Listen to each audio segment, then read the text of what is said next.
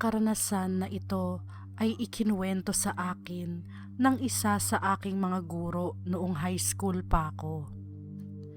Hindi pa K-12 noon.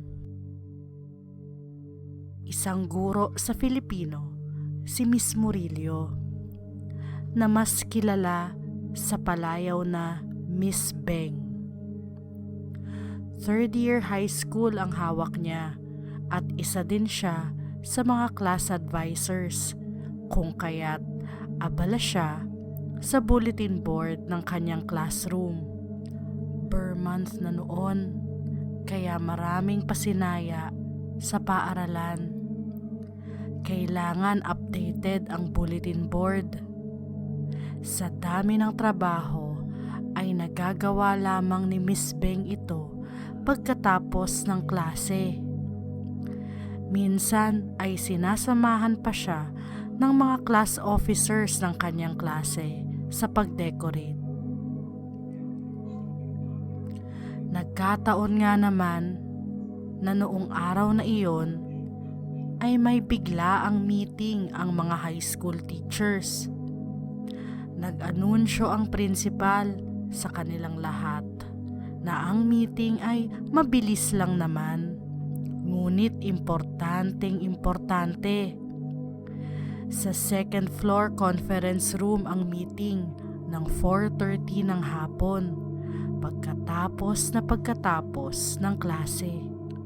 Pagsapit ng 4:30 ng hapon ay dali-daling pumunta ang mga guro sa nasabing meeting room.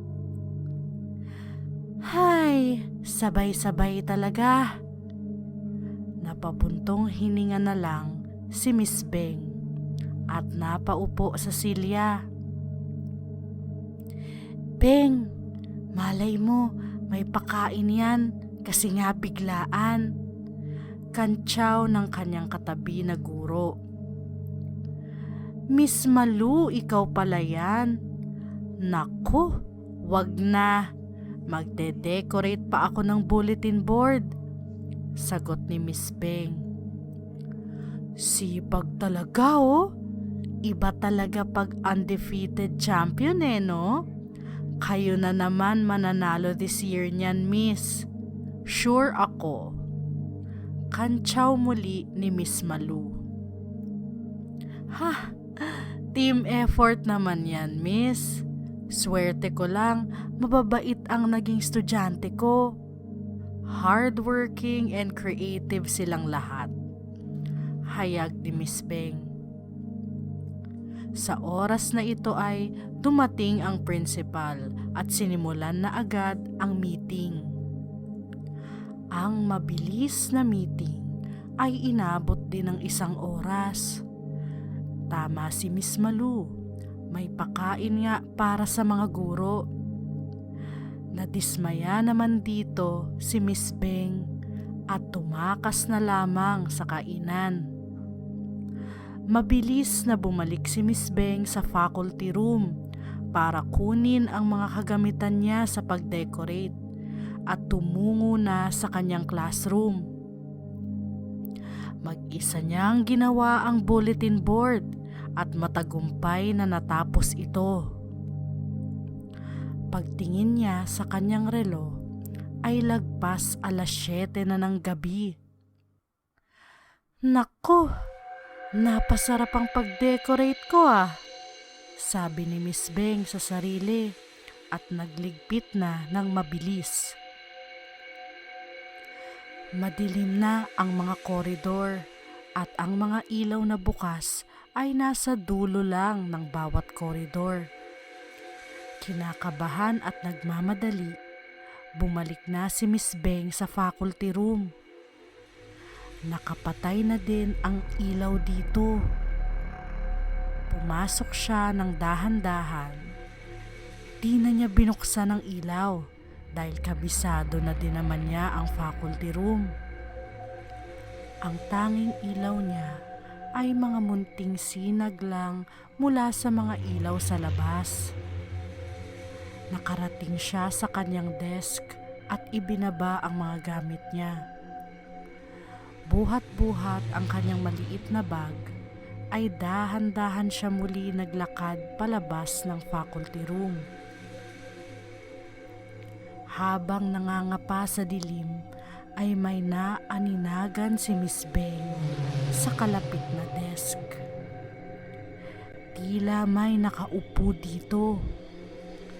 Nasinaga ng konting ilaw mula sa labas ang direksyon na kanyang tinitingnan, at doon ay nakita niya ang hilera ng mga teacher's desk. Lahat ito ay occupied. Hindi nga lang ng mga co-teachers niya, kundi mga aninong itim. Ang iba ay maayos na nakaupo. Ang iba naman ay nakapatong ang mga braso sa desk. Hindi na nakasalita si Miss Beng. Umatras na lamang siya sa takot hanggang sa marating niya ang pintuan palabas ng faculty room. Ngunit imbis na lumabas agad, ay may ginawa pa siyang pinagsisihan niya sa huli. Ang light switch sa tabi ng pintuan ay binuksan niya at nakita na nawala na lahat ang anino. Ang masaklap pa ay pinatay niya muli ang ilaw at dito na siya napatakbo. Dahil ang mga anino ay naando na muli sa kani-kanilang desk. Kumaripas ng takbo si Miss Beng. Umiiyak siya habang tumatakbo palayo ng faculty room. Malayo pa naman ang school lobby mula sa building ng high school. Pagbaba mula sa hagdanan ay nasalubong pa niya ang 2 estudyante niya na kasama sa volleyball team. Ginabi din sila ng tapos at may iniwan pa sa kanilang classroom. Binati pa nila si Miss Beng na ang ganda ng bulletin board nila. Ngunit hindi na ito pinansin ni Miss Beng at napakapit na lamang sa kanila. Dahil dito ay sabay-sabay na silang lumabas ng paaralan at naikwento ni Miss Beng ang nangyari sa kanya.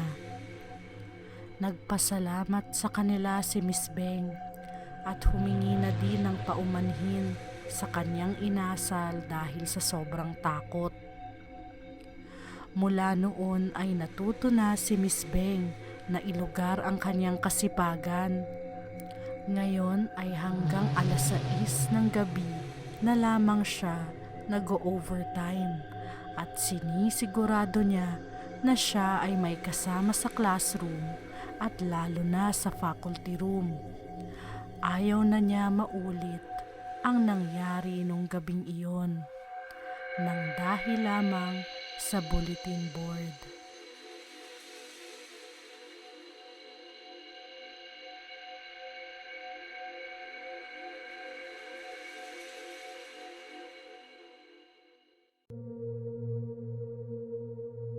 Kumusta mga katakot?